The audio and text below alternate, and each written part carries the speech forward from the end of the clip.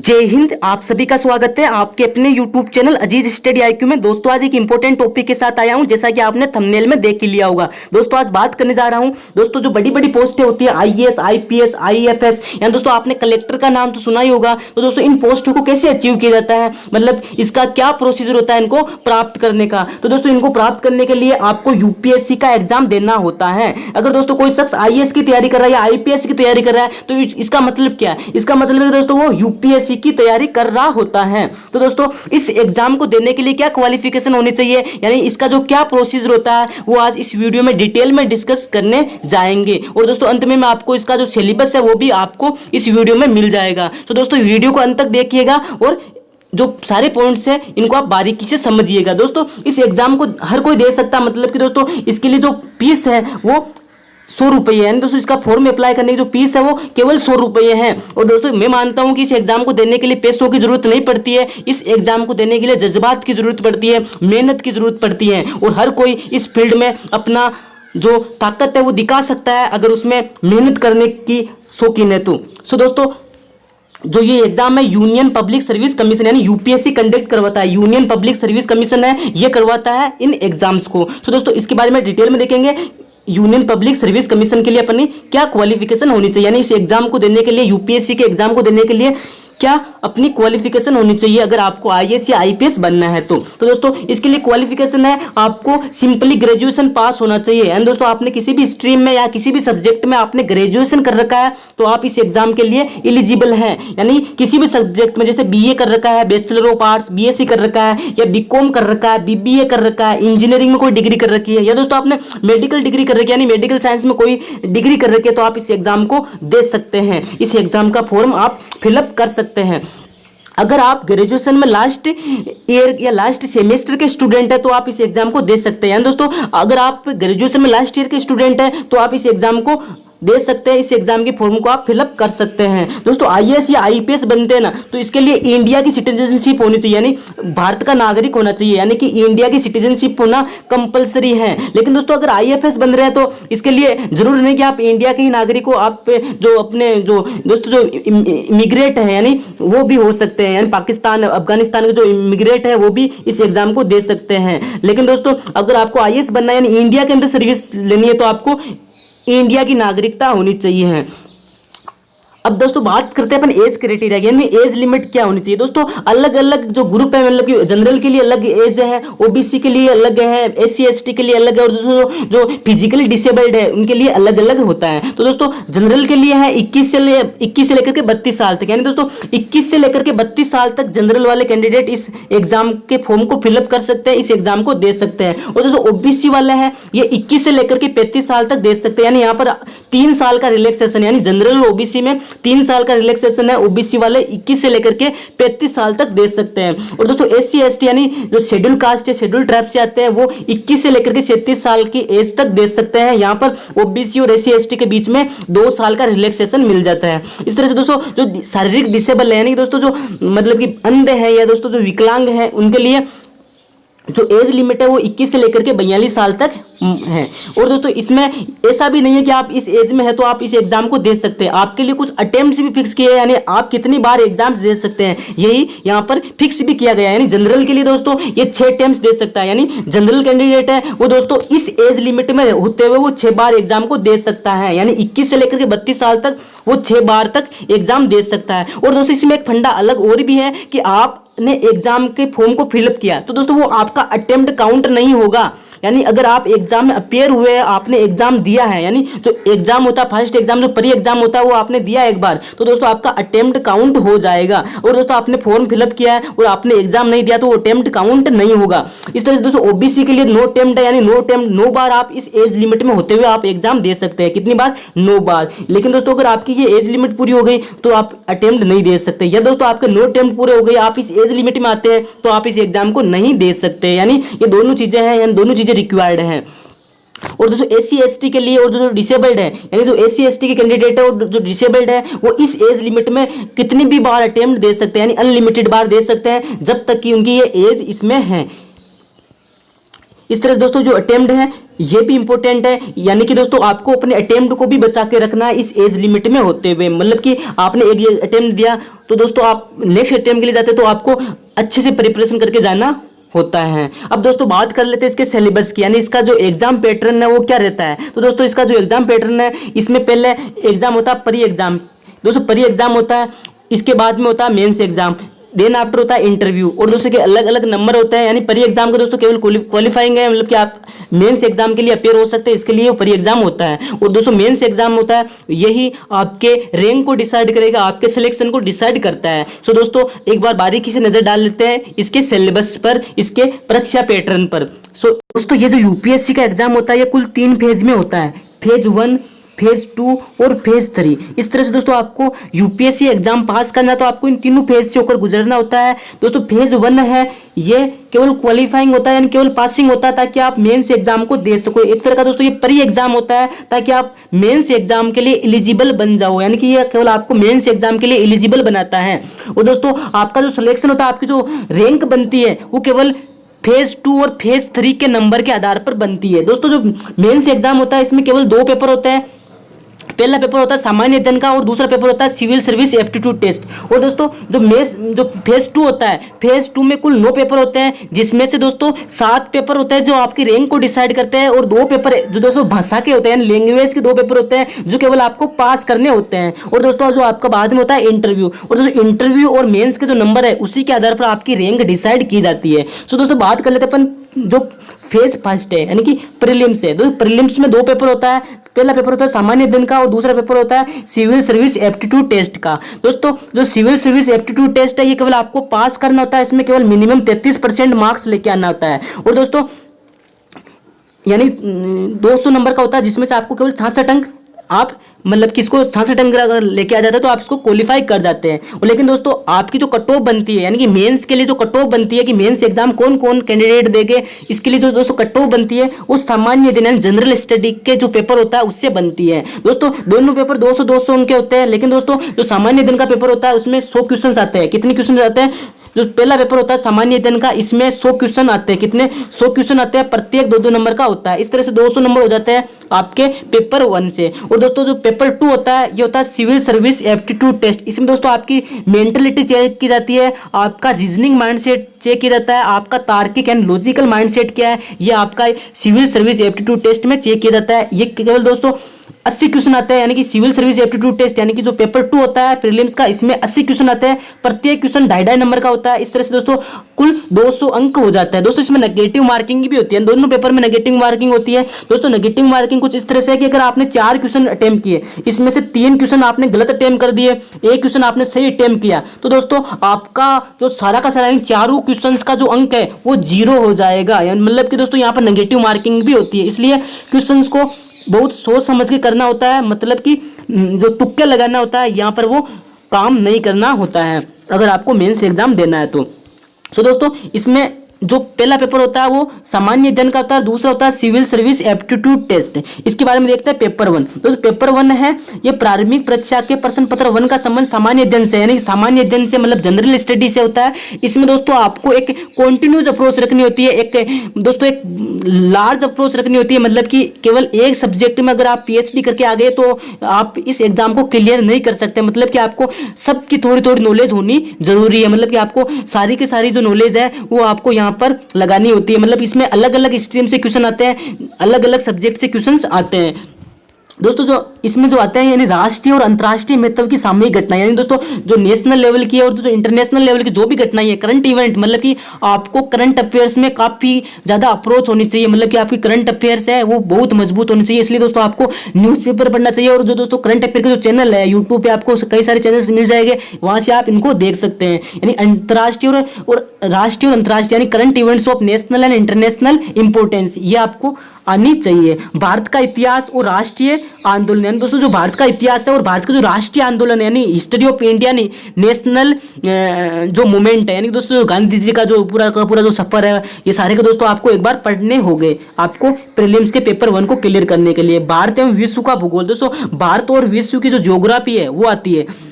भारत एवं विश्व का प्राकृतिक सामाजिक आर्थिक भूगोल, यानी दोस्तों Indian and world geography, physical, social, economic, geography of India and the world, यानी कि दुनिया की जो दोस्तों भूगोल है, भारत की भूगोल है, ये आपको पढ़ना पड़ेगा। भारतीय राजतंत्र यानी दोस्तों जो अपनी जो पॉलिटिक्स है वो भी आपको पढ़ना पड़ेगा। इंडियन पॉलिटी, अपना जो गवर्नेंस है, कॉन्स्टिट्यूशन यानी अपना संविधान है, अपना जो पॉलिटिकल सिस्टम यानी अपना जो राजतंत्र है, वो सारा का सारा आपको यहाँ पर पढ़ना पड़ेगा। दोस्तों ये पीडीएफ में डिस्क्रिप्शन में डाल दूंगा, यहाँ से आप डाउनलोड करके इसको बारीकी से पढ़ लेना। मैं दोस्तों टाइम वीडियो को लंबी हो जाएगी, इसलिए दोस्तों मैं शॉर्ट में बता रहा हूँ। आर्थिक और सामाजिक विकास यानी सतत विकास, गरीबी समावेशन, जनसंख्या की सामाजिक क्षेत्र में की गई पहल आदि, यानी कि इकोनॉमिक भी आपको यहाँ पर देखने को मिलेगी, सोशल डेवलपमेंट, सस्टेनेबल डेवलपमेंट, ये दोस्तों आपको ये सारे क्वेश्चंस आपको यहाँ पर देखने को मिलेंगे। यानी दोस्तों आपको एक कंटिन्यूस अप्रोच रखनी होगी, एक लार्ज अप्रोच रखनी होगी, एक इंटीग्रेट अप्रोच रखनी होगी। मतलब कि दोस्तों एक इंटीग्रेट अप्रोच रखकर चलेंगे तो यानी तो सारे के सारे सब्जेक्ट ये अपन कवर कर लेंगे। और दोस्तों ये जो प्रीलिम्स में अपन पढ़ेंगे, यानी कि जो इंटीग्रेट अप्रोच के साथ में सारे सब्जेक्ट को पढ़ेंगे, ये आपके मेंस में भी काम आएंगे। पर्यावरणिक, पारिस्थितिकी, जैव विविधता, जलवायु परिवर्तन संबंधी सामान्य मुद्दे जिसके लिए विषयगत विशेषताएं आवश्यक नहीं है। जनरल इश्यूज, यानी दोस्तों जो जनरल इश्यूज होता है अपना इन्वायरमेंट, इकोलॉजी है, बायोडाइवर्सिटी यानी जैव विविधता है, क्लाइमेट यानी अपना मौसम चेंज होता है, अपना जो जलवायु है उसके बारे में सारे क्वेश्चंस आपको देखने को मिलेगा। और दोस्तों आपके जो जनरल साइंस है यानी सामान्य विज्ञान है, इनके क्वेश्चंस भी आपको देखने को मिलेगा फर्स्ट पेपर में। दोस्तों अपने अभी तक देखा प्रीलिम्स का जो पहला पेपर होता है जो सामान्य अध्ययन का, उसके बारे में ये था। अब देखेंगे दोस्तों दूसरा पेपर होता है जो केवल क्वालिफाइंग के लिए होता है, जिसमें केवल 33% मार्क्स लाने होता है। प्रारंभिक परीक्षा प्रश्न पत्र 2 का संबंध सी सेट से, यानी कि जो अपना जो साइकोलॉजी है उससे रिलेटेड होता है, अपनी मेंटलिटी से रिलेटेड होता है, अपनी रीजनिंग माइंड सेट से रिलेटेड होता है। यानी कि इसमें आता है दोस्तों बोधगम्यता, मतलब कि दोस्तों अपनी बौद्धिक, मतलब कि आपकी इंटेलिजेंस के बारे में क्वेश्चन आते हैं, तार्किकता के बारे में क्वेश्चन आते हैं, संचार कौशल सहित अंतर व्यक्ति कौशल, यानी कि दोस्तों अपना इंटरप्रेशन, यानी अपने माइंड, दोस्तों आपको कोई सिचुएशन मिली तो दोस्तों उस सिचुएशन को अपने माइंड में कैसे इंटरप्रेट करते हैं, आप अपने माइंड में उसके प्रति कैसी पिक्चर बनाते हैं, उससे क्वेश्चन आएगी। मतलब कि एक तरह का दोस्तों ये, मतलब कि इसको रटने वाला टॉपिक नहीं है, याद करने वाला टॉपिक नहीं है, ये दोस्तों आपकी बेसिक साइको से रिलेट करता है। निर्णय लेने, समस्या समाधान, दोस्तों आपका जो डिसीजन मेकिंग है, यानी कि आप कितना जल्दी कोई डिसीजन ले लेते हैं, यानी कौन सा डिसीजन आप कितना जल्दी कितनी अच्छी तरह से लेते हैं। यानी दोस्तों डिसीजन जल्दी लेना भी इंपॉर्टेंट नहीं है, डिसीजन कितना अच्छा, कितना अच्छी तरीके से अपन डिसीजन लेते हैं, कितने कम टाइम में, वो भी यहाँ पर आपको क्वेश्चंस में देखने को मिलेगा। प्रॉब्लम सोल्विंग, यानी आप किसी पजल को कितना जल्दी आप सोल्व कर लेते हैं, ये भी आपको यहाँ पर मिलेगा। सामान्य मानसिक योग्यता, जनरल मेंटल एबिलिटी, यहाँ पर दोस्तों आपकी मेंटल मसल्स को चेक किया जाता है, आपका रीजनिंग माइंड सेट चेक किया जाता है कि आपका जो लॉजिकल माइंड है वो कितना है। आधारभूत संख्या, दोस्तों आपको कुछ गणित के जैसे क्वेश्चन भी देखने को मिलेगा, यानी आधारभूत संख्याएं उनके संबंध, विस्तार क्रम, 10वीं कक्षा के दोस्तों केवल 10वीं कक्षा के स्तर से, मतलब कि आपकी जो ग्राफ्स है, यानी कि आंकड़ों का निर्वाचन, चार्ट, पाई चार्ट होता है, तालिका होता है, इनका दोस्तों जनरली आपके से क्वेश्चन, यानी कि बेसिक जो न्यूमरेसी है, यानी कि नंबर्स है, ये रिलेशन है, मैग्नीट्यूड यानी कि आपको जोड़ बाकी है, ये ऐसे क्वेश्चन भी आपको पूछे जाता है। डाटा इंटरप्रेशन, यानी कि जो डेटा होता है, मतलब तो पाई चार्ट आपने 10वीं कक्षा में या 9th कक्षा में जो पढ़े हैं वो लेवल आएगा केवल इसमें। नोट, प्राथमिक परीक्षा में वस्तुनिष्ठ प्रकृति यानी ऑब्जेक्टिव टाइप के प्रश्न पूछे जाते हैं, यानी सारे के सारे क्वेश्चन होते हैं वो ऑब्जेक्टिव टाइप के होते हैं, यानी कि आपका क्वेश्चन आएगा फिर 4 ऑप्शन मिलेंगे, इसमें से आपको सही ऑप्शन को टिक करना होता है। इसके अंतर्गत प्रत्येक प्रश्न के लिए दिए गए 4 संभावित विकल्पों यानी ABCD में से सही विकल्प का चयन करना होता है, और गलत अंक के लिए आपको माइनस मार्किंग भी देखने को मिलेगी। इस तरह से दोस्तों ये प्रीलिम्स का सिलेबस था, मैंने आपको बता दिया। अब दोस्तों मेंस का जो सिलेबस है वो भी हम डिस्कस करने जा रहे हैं। दोस्तों फेज टू में मेंस एग्जाम्स होते हैं, दोस्तों फेज 2 में मेंस एग्जाम होते हैं, और दोस्तों ये मेंस एग्जाम में ये 9 होते हैं, यानी दोस्तों आपको 9 बार या 9 एग्जाम्स देने होते हैं, जिसमें से दोस्तों 2 पेपर ऐसे हो गए जो लैंग्वेज के हो गए, जो आपको केवल क्वालिफाई करना होता है, और दोस्तों 7 पेपर ऐसे हो गए जो आपकी जो फाइनल कट ऑफ है, यानी आपकी जो मेरिट बनेगी, आपकी जो रैंक बनेगी वो डिसाइड करेगी। तो दोस्तों 2 पेपर आपको क्वालिफाई करने होते हैं जो जनरली जो लैंग्वेज के होते हैं। तो दोस्तों अपन डिटेल में देखते हैं। पहला पेपर होता है दोस्तों निम्न, यानी ऐसे का होता है, ये 250 का होता है। दोस्तों पेपर 2 होता है, दोस्तों पेपर 2 को GS पेपर 1 भी बोलते हैं, यानी कि जनरल स्टडी पेपर 1। इसमें दोस्तों भारतीय विरासत, संस्कृति, विश्व का इतिहास एवं भूगोल एवं समाज के क्वेश्चन आते हैं, ये भी दोस्तों 250 का होता है। पेपर 3 होता है जिसको GS पेपर 2 बोलते हैं, यानी जनरल स्टडी पेपर 2 बोलते हैं, जिसमें दोस्तों अपना शासन व्यवस्था, संविधान, राज्य व्यवस्था, सामाजिक न्याय एवं अंतर्राष्ट्रीय संबंध के बारे में क्वेश्चन आता है। ये भी दोस्तों 250 अंक का होता है, 250 अंक का होता है। पेपर 4 होता है, इसको जीएस पेपर 3 बोलते हैं, जिसमें दोस्तों विज्ञान, प्रौद्योगिकी, आर्थिक विकास, जैव विविधता यानी कि जो बायोडाइवर्सिटी है, पर्यावरण, अपना जो इकोलॉजी है, सुरक्षा, आपदा प्रबंधन, इनसे क्वेश्चंस आते हैं पेपर नंबर 4 यानी कि जीएस पेपर यानी जनरल स्टडी पेपर 3 में। और ये भी दोस्तों 250 अंक का होता है, 250 अंक का। और दोस्तों पेपर 5 यानी कि जीएस पेपर 4, इसमें नीति शास्त्र यानी कि दोस्तों नीति शास्त्र यानी इथिक्स, सत्यनिष्ठा यानी कि आप में कितनी सत्यनिष्ठा, अभिव्यक्ति यानी कि जो प्रेजेंटेशन है वो होता है। ये भी दोस्तों 250 अंक का होता है। यानी पेपर 5 है, इसको जीएस पेपर 4 बोलते हैं, जिसमें नीति शास्त्र, सत्यनिष्ठा, अभिव्यक्ति ये क्वेश्चंस आते हैं।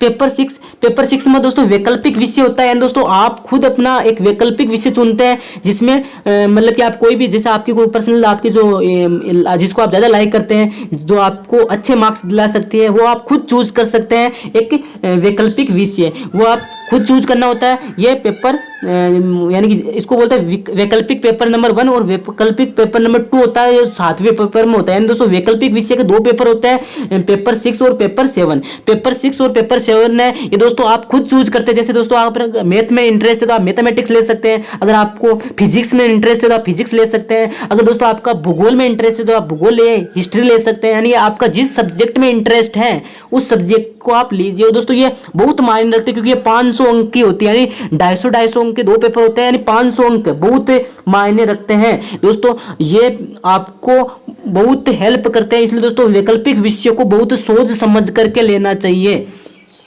दोस्तों पेपर नंबर 8 होता है, ये केवल क्वालिफाइंग होता है। पेपर नंबर 8 और पेपर नंबर 9 होता है, यानी कि इसको qualifying paper number 1, qualifying paper number 2 बोलते हैं। यानी कि 8वें और 9वें नंबर पे जो पेपर होता है केवल क्वालिफाइंग का होता है, यानी इसको केवल पास करना होता है।